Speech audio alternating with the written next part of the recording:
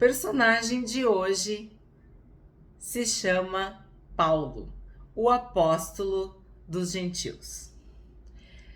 Paulo significa pequeno, mas a Bíblia também o identifica como Saulo. Na verdade, Saulo é o nome hebraico e Paulo é o nome grego.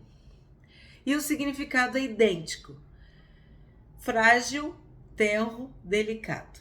Acredita-se que Paulo, quando foi enviado aos gentios, ele quis se identificar por Paulo e não mais por Saulo, justamente por humildade, por se considerar pequeno diante dos outros apóstolos, pequeno diante da tarefa gigantesca de evangelizar o mundo, pequeno diante de tudo que ele fez contra a igreja. Por isso que é tão importante estudarmos e entendermos os significados dos nomes bíblicos, porque tem uma simbologia, tem uma explicação, e muitas vezes o Espírito Santo usa essas revelações para que nós possamos entender, ampliar o significado de uma passagem ou de uma palavra, de um nome, de uma cidade e, no nosso caso, de personagens bíblicos.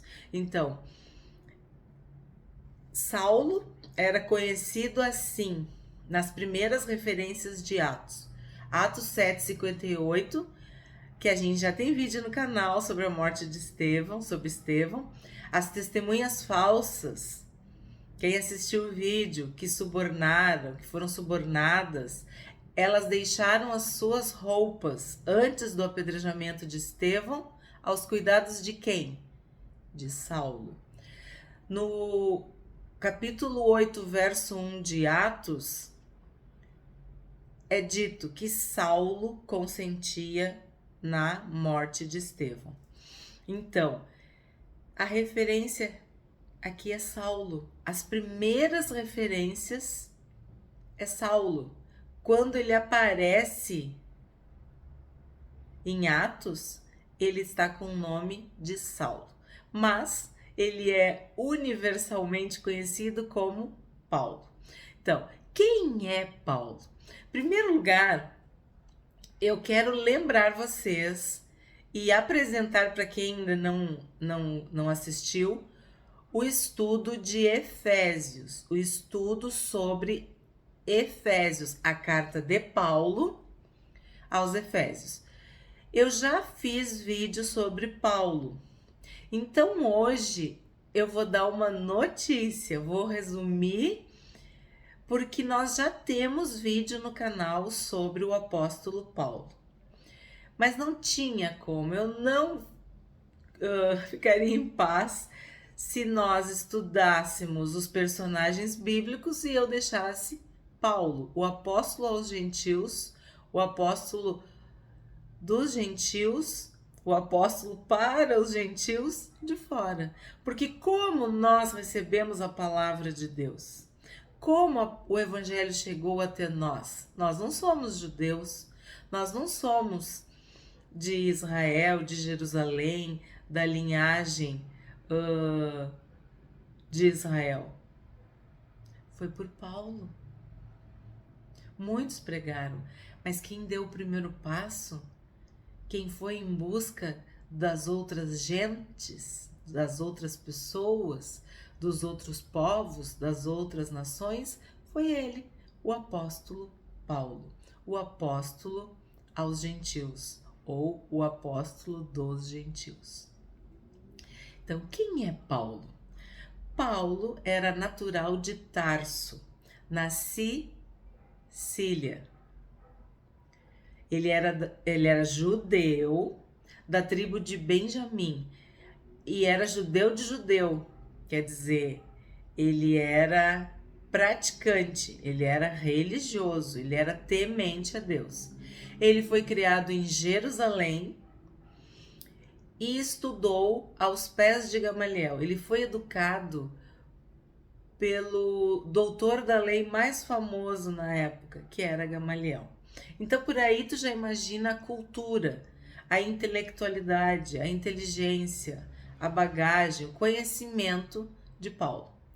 E ele era cidadão romano. E é interessante que ele diz que ele tem esse direito desde o seu nascimento, que ele não precisou pagar por esse direito. Ele era fariseu de fariseu. O que quer dizer isso? Ele era pós-graduado no farisaísmo, vamos dizer assim. Era zeloso, cumpridor da lei. E isso é muito importante de se falar, porque ele não era um judeu nominal. Não, ele era um judeu praticante, que levava a sério o judaísmo e as tradições. Por isso, ele utilizou este mesmo zelo para perseguir a igreja do Senhor Jesus. Acredita-se que ele nunca se casou. Há estudiosos que dizem que ele era viúvo. Não temos base bíblica para isso. Ele poderia ser solteiro, porque ele fala que ele gostaria que todos os homens fossem como ele, que não se casassem. Mas alguns acham que quando ele falou que Pedro levava sua esposa nas viagens e ele não tinha essa prerrogativa, alguns interpretam que é porque a esposa dele tinha falecido. Não sei. O que a gente sabe é que ele se dedicou ao evangelho de corpo, alma e espírito. A profissão de Paulo era construtor de tendas. Ele construía tendas. E ele perseguia a igreja com muita vontade. Ele tinha a autoridade dos judeus para perseguir, para prender, para torturar, para matar, para fazer e acontecer. Devido ao seu zelo por acreditar que o evangelho, o cristianismo, fosse uma seita, algo maligno que prejudicaria a religião dele. Ele não acreditava que Jesus fosse o Messias. Então, ele perseguia aqueles que estavam disseminando aquela doutrina perniciosa, diabólica, maligna, que era assim que ele pensava. Mas, um belo dia, ele estava a caminho de Damasco para cumprir prisões, para perseguir a igreja. E o Senhor Jesus, o próprio Senhor Jesus, ressurreto, ressuscitado, aparece para Paulo. E ele se converte. Claro, não sem antes passar por muitas situações. Ficou cego, recebeu oração, teve que ficar, vamos dizer, um tempo de quarentena, assim, porque ele não podia voltar para aqueles que tinham lhe enviado e também era considerado um infiltrado no meio dos cristãos da igreja primitiva. Então ele era um traidor do judaísmo e poderia ser um infiltrado, um espião. Então imagina que situação. E Deus fala para Ananias uma frase que ficou marcada na vida de Paulo. Ele vai sofrer muito pelo meu nome. Ele é um vaso escolhido por mim e ele vai sofrer muito pelo meu nome. E é exatamente isso que acontece. Paulo sofre. Ele diz que estava completando os sofrimentos de Cristo. Ele queria se gastar, se esvaziar, se derramar, fazer tudo pelo Evangelho, por esse Jesus que o salvou. Paulo é mencionado 162 vezes no Novo Testamento. também já falamos, ele escreveu mais da metade do Novo Testamento. Ele foi separado pelo próprio Espírito Santo para pregar o Evangelho.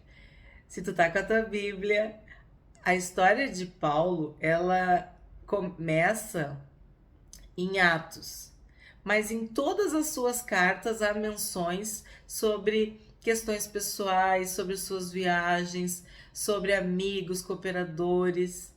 É a prova de que ele vivia o Evangelho 24 horas por dia. Tudo na vida de Paulo era para a honra e glória do Senhor Jesus. Ele queria viver para cumprir a vontade de Deus. Então, ele levou a sério. Atos 13 diz que o Espírito Santo falou: separai-me agora a Barnabé e a Saulo para uma obra que eu tenho separada, preparada, especial para eles. E a igreja, jejuando, orando e impondo as mãos sobre eles, os enviaram para a primeira viagem missionária. O primeiro passo em direção aos povos, aos gentios, tinha sido dado. Por quem? Por Saulo e Barnabé.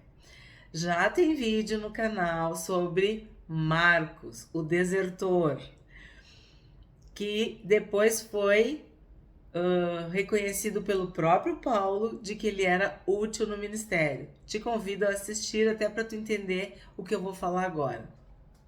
Nesta primeira viagem missionária, Barnabé levou seu primo João Marcos. Eles passaram por muitas cidades, mas quando eles estavam chegando em Perge, na Panfilha, eu tenho problema com nomes, quem está me acompanhando percebe. João, que era um auxiliar de Paulo e Barnabé, abandona a missão. Ele volta para Jerusalém. Então, Paulo não gosta nada disso. Ele seguiu a viagem com Barnabé, cumpriram todo o roteiro que eles tinham que cumprir. Aí passa o tempo e eles se preparam para a segunda viagem missionária. E novamente, Barnabé e Paulo estão combinando para onde vão e como irão e onde vão passar.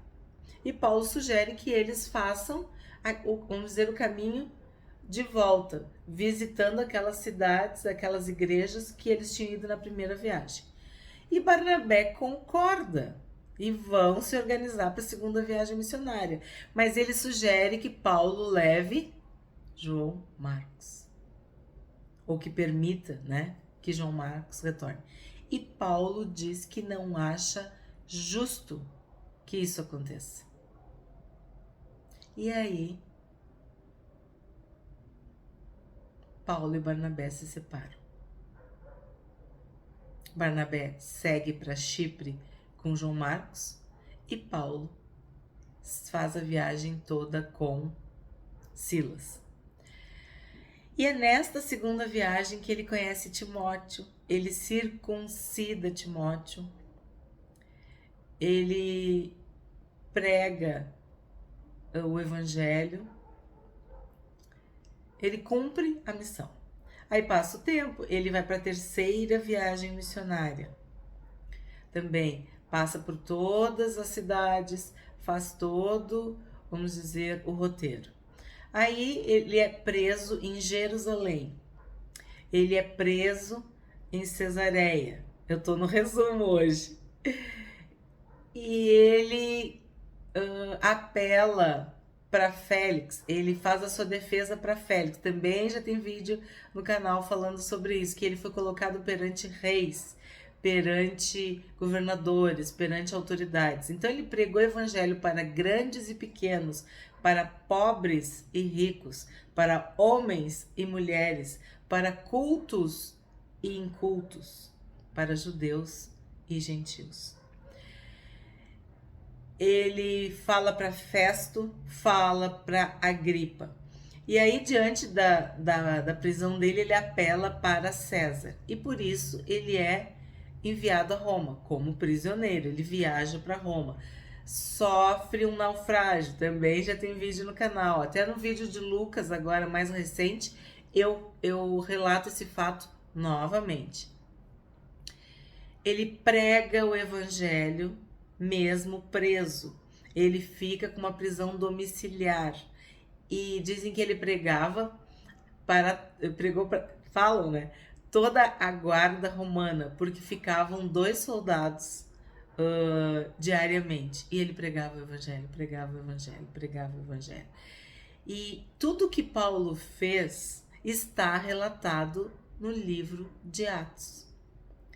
A partir deste capítulo 13, Paulo domina o relato. E também nós falamos da participação de Lucas. É só tu voltar um pouquinho e assistir os vídeos anteriores, porque a cada vídeo está sendo ampliado, vamos dizer assim, como que a palavra de Deus foi pregada, como que a igreja primitiva se organizou, quem foram as pessoas que Deus levantou para pregar o evangelho.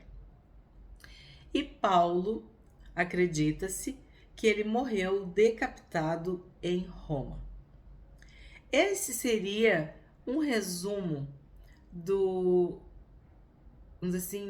ministério do apóstolo Paulo.